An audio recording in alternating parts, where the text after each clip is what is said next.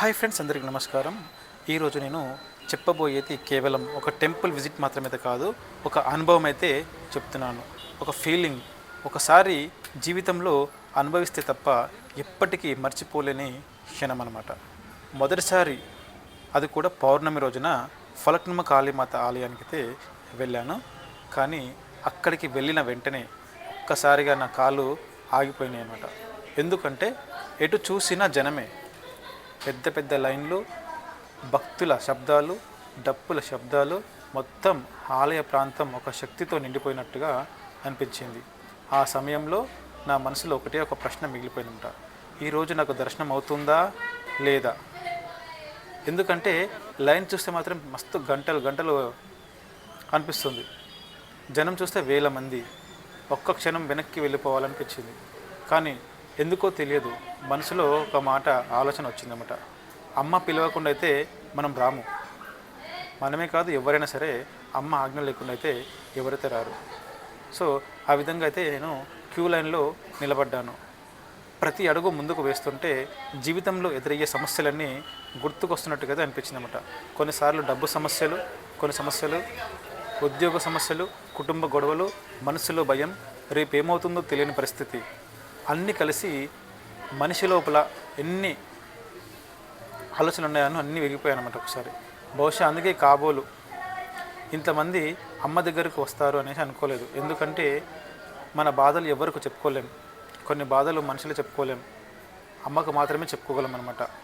కాబట్టి పౌర్ణమి రోజున అమ్మ దర్శనం ఎందుకు ప్రత్యేకమంటారంటే, ఆ రోజున చాలామంది భక్తులు ఏమి నమ్ముకుంటారు, ఏమి కోరుకుంటారంటే, మనసుకు ప్రశాంతత కోసం అయితే ఏమైనా కోరుకోవచ్చు.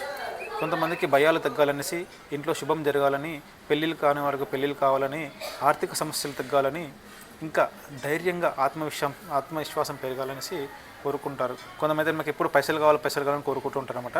సో ఇక్కడ గుమ్మడికాయల దీపం ముట్టడం వల్ల కూడా మనకి ఎన్నో అనేక ఉపయోగాలు ఉన్నాయన్నమాట. సో మనం గుమ్మడికాయల దీపాలు కూడా పెట్టుకొని కోరికలు నెరవేర్చుకోవచ్చు. ఇక్కడ చూస్తున్నారు కదా, ముడుపులు మన మనసులో ఉన్న కోరికలని ఒక వైట్ పేపర్లో రాసి అక్కడైతే కడతారన్నమాట. ఆ కోరిక నెరవేరుతుందా లేదనేసి మన మీద నమ్మకం అనమాట. అమ్మవారికి వదిలేసేయాలి. ధర్మమైన కోరిక ఏదైనా సరే ఖచ్చితంగా నెరవేరుతూ ఉంటుందన్నమాట. అమ్మ దగ్గరికి చేరుకునే కొద్దికి నాలో ఏదో మారుతున్నట్టు అనిపించింది. చివరికైతే ఆ క్షణం వచ్చేసింది. ఇక్కడైతే మనము చూసుకున్నట్టే అమ్మవారి ముందుకు వచ్చాక మొత్తం ఒళ్ళంతా పులకరించిపోయిందన్నమాట. ఎందుకంటే అప్పుడే అభిషేకం జరిగింది అమ్మవారికి. అభిషేకం అయితే మిస్ అయిపోయినాను. అభిషేకం జరిగిన తర్వాత నేను లోపల రావడానికి ఎట్లా అరుస్తున్నట్టు పబ్లిక్ జై కాళీమాత జై కాళీమాత అని అరుస్తున్నారు. చెప్పడం మర్చిపోయాను, మీరు కూడా ఖచ్చితంగా ఓం కాళికాయ నమః అనేసి ఒక కామెంట్ అయితే చేయండి, ఖచ్చితంగా ఒక లైక్ అయితే చేయండి. అలాగే ఈ యొక్క ఆలయానికి ఎంతమంది వెళ్ళారు, ఎంతమందికి వెళ్తే ఎంతమంది కోరికలు నెరవేరాయో కూడా ఖచ్చితంగా కామెంట్ బాక్స్లో కామెంట్ చేస్తారని కోరుకుంటున్నాను. అదేవిధంగా అయితే మనము స్టోరీలోకి వెళ్ళినట్టయితే ఇప్పుడు నేరుగా అయితే మనమైతే ముందుకైతే సాగుతున్నాం కదా. ఇంతసేపు ఉన్న భయం, ఒక టెన్షన్, అలసట అన్నీ ఒక్కసారిగా మాయమైనట్టు అనిపించింది అమ్మవారి దగ్గరికి వెళ్ళగానే. అప్పుడు అర్థమైంది, దర్శనం మనం చేసుకోలేదు, అమ్మ ఆజ్ఞ ఉంటేనే దర్శనం జరుగుతుందనేసి. మీరు కూడా ఎప్పుడైనా ఫలక్నుమ కాళీమాత దర్శనం చేసి ఉంటే మీ అనుభవం మరియు వీడియో నచ్చితే ఖచ్చితంగా కామెంట్ చేసేసి, ఇలాంటి భక్తి వీడియోస్ మీకు కావాలంటే ఖచ్చితంగా లైక్ చేసి సపోర్ట్ చేయండి. అదేవిధంగా జై కాళీమాత అనేసి ఒక కామెంట్ అయితే చేయండి. ఇంకా మీరు చూస్తున్నారు కదా, చాలామంది ఇక్కడ ముందుకు వచ్చేటప్పుడు అయితే వీరభద్రుని అమ్మాయిలు ముట్టుకోవద్దనేసి అక్కడ రాసిందనమాట. సో అలా చేయకండి, ఎందుకంటే అది నాకు కూడా తెలియదు, అక్కడ అలా ముట్టుకోవడం వల్ల పాపం తగులుతుందనేసి అంటారనమాట. సో మనకు తెలియదు కాబట్టి తెలిసిన వాళ్ళు ఉంటే ఖచ్చితంగా అది పాటించండి. ఈ ఆలయం వచ్చేసి ఫలక్నుమ రైల్వే స్టేషన్ దగ్గరలో ఉంటుందన్నమాట. ఎక్కడి నుంచైనా సరే, సికింద్రాబాద్ నుంచి డైరెక్ట్ ట్రైన్సే ఉన్నాయి ఇక్కడ ఫలక్నుమ స్టేషన్కి. మన చంద్రాయణగుట్ట దగ్గరలో ఈ యొక్క ఆలయం అయితే ఉందన్నమాట.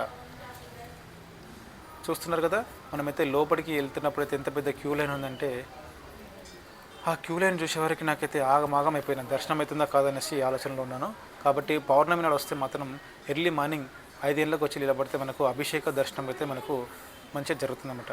సో ఫ్రెండ్స్, ఇలాంటి వీడియోల కోసం అయితే మా ఛానల్ని సబ్స్క్రైబ్ చేయండి.